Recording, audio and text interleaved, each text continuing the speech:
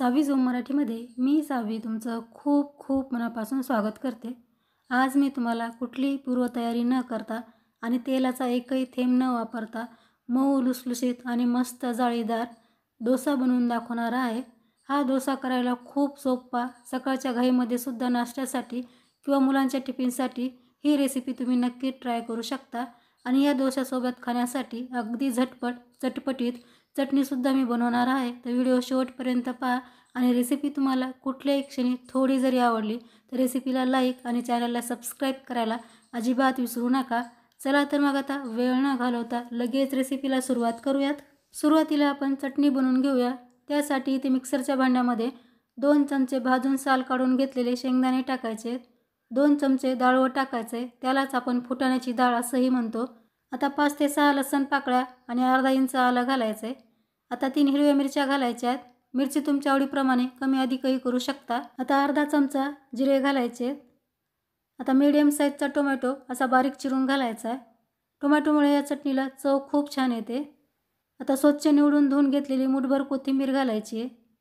आता चवीपुरतं मीठ घालायचं आहे। आता 1 चमचा दही घालायचं आहे। दही आंबट असेल तरीही चालेल किंवा दह्याच्या ऐवजी तुम्ही अर्ध्या लिंबाचा रस देखील यामध्ये घालू शकता। आता 1 छोटी वाटी पाणी घालून ही चटणी मिक्सरला आपल्याला अगदी बारीक वाटून घ्यायची आहे। तर तुम्ही पाहू शकता चटणी आपली इथे बनवून तयार आहे आणि खूपच टेस्टी आपली चटणी तयार झाली आहे। आता तयार चटणी आपण लगेच बाउलमध्ये काढून घेऊया।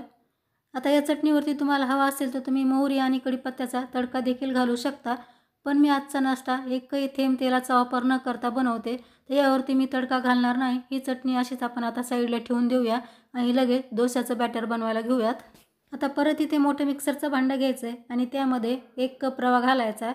रवा जाड किंवा बारीक कुठलाही चालेल। आता त्याच कपाने यामध्ये आपल्याला पाऊण कप दही घालायचं आहे। तुमच्याकडे जर असे मेजरिंग कप नसतील तर हे साहित्य मोजण्यासाठी तुम्ही वाटीचा देखील वापर करू शकता। आता त्याच कपाने अर्धा कप पाणी घालायचं आहे। आता 1 छोटा चमचा साखर घालायची आहे। साखरेमुळे डोश्याला रंग छान येतो। आता चवीपुरतं मीठ घालून हे सर्व साहित्य आपल्याला मिक्सरला अगदी बारीक वाटून घ्यायचं आहे। आणि बॅटरची कन्सिस्टन्सी पहा अगदी परफेक्ट आलेली आहे आणि मस्त स्मूथ आपलं बॅटर तयार झाले। आता यामध्ये आपण लगेच 1 टीस्पून इनो टाकून घ्यायचं आहे। इनोमुळे या डोस्याला जाळी खूप छान येते। आता 1 टीस्पून यावरती आपण इनो ॲक्टिवेट करण्यासाठी पाणी टाकायचं आहे। आता इनो आपल्याला हलक्या हाताने या बॅटरमध्ये मिक्स करून घ्यायचं आहे। हा डोसा करायला खूप सोपा आहे। अगदी डोळे झाकून तुम्ही हा डोसा बनवू शकता, ही माझी गॅरंटी आहे। प्रमाण जर तुम्ही योग्य घेतलं तर डोसासुद्धा तुमचा परफेक्ट बनतो। 1 कप रवा असेल त्यासाठी आपल्याला पाऊण कप दही आणि अर्धा कप पाण्याचा वापर करून असं स्मूथ बॅटर तयार करून घ्यायचं आहे। मी सांगितलेलं प्रमाण अगदी परफेक्ट आहे, पण जर तुम्ही रवा थोडासा जाड किंवा बारीक वापरला यापेक्षा पाण्याचं प्रमाण तुम्हाला कमी किंवा अधिकही लागू शकतं।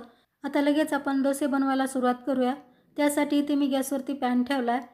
आता जे आपण बॅटर तयार केलं ते परत एकदा आपल्याला बुडापासून असं हलवून घ्यायचं आहे आणि नंतरच या पॅनमध्ये 1 चमचा बॅटर घालायचं आहे। तर याला आपल्याला पसरवायची गरज नाही, अशा प्रकारे बॅटर घालायचं आहे म्हणजे डोसा आपोआप पसरला जातो। सुरुवातीला आपल्याला गॅसची फ्लेम मीडियम ठेवायची आहे आणि डोसा घालून झाला की गॅसची फ्लेम लो करायची आहे।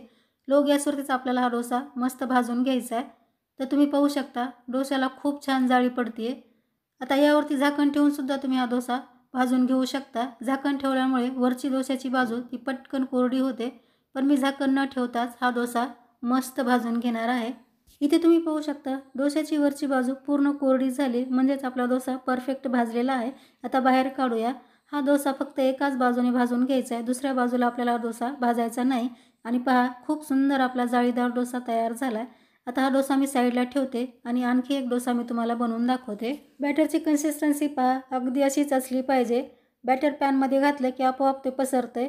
बॅटर घट्ट असेल तर ते आपोआप पसरणार नाही। बॅटर जर तुमचं घट्ट झालं असेल तर त्यामध्ये तुम्ही थोडंसं पाणी घालून बॅटरची कन्सिस्टन्सी ॲडजस्ट करू शकता। इथे आपला दुसरा सुद्धा डोसा मस्त भाजून झालेला आहे।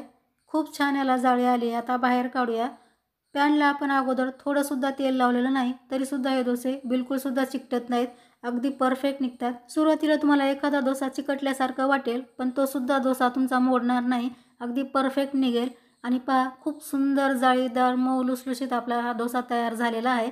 आता राहिलेले सर्व डोसे मी याचप्रमाणे बनवून घेते। आपण घेतलेल्या साहित्यामध्ये 6 ते 7 डोसे बनतात आणि पहा खूपच मस्त मऊ लुसलुशीत आणि जाळीदार हे डोसे तयार झालेले आहेत।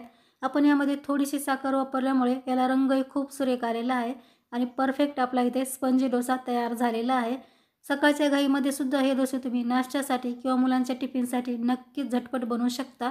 लहान असोत किंवा मोठे सर्वांनाच आवडेल अशीच आजची रेसिपी आहे. तर हे डोसे तुम्ही बनवून पहा आणि कसे झाले मला कमेंटमध्ये सांगायला विसरू नका. तसंच तुम्ही ही रेसिपी कुठल्या गावातून किंवा कुठल्या शहरातून बघताय हे सुद्धा मला तुम्ही सांगा, म्हणजे मला कळेल की माझी रेसिपी कुठपर्यंत पोहोचली आहे. तर रेसिपी तुम्हाला आवडली असेल तर रेसिपीला लाईक शेअर करा. चॅनलवरती पहिल्यांदाच आला असाल आणि चॅनल अजूनही सबस्क्राईब केलं नसेल तर प्लीज मला सपोर्ट करण्यासाठी आपल्या सावी झोम मराठीला सबस्क्राईब करून समोरील बेल आयकॉनवरती क्लिक करायला विसरू नका, म्हणजे मी जेव्हा कधी नवीन रेसिपी अपलोड करेन त्याचं नोटिफिकेशन तुम्हाला सर्वात अगोदर मिळेल. आता मी लवकरच उन्हाळी रेसिपीला सुरुवात करणार आहे. तर सर्वात आधी तुम्हाला उन्हाळी रेसिपीमध्ये कुठली रेसिपी पाहायला आवडेल हे सुद्धा मला कमेंटमध्ये सांगा, म्हणजे मी त्याप्रमाणे तुम्हाला रेसिपी शेअर करेल. तर लवकरच भेटू आणखी एका नवीन रेसिपीसह. तोपर्यंत मस्त खा आणि हेल्दी राहा. धन्यवाद.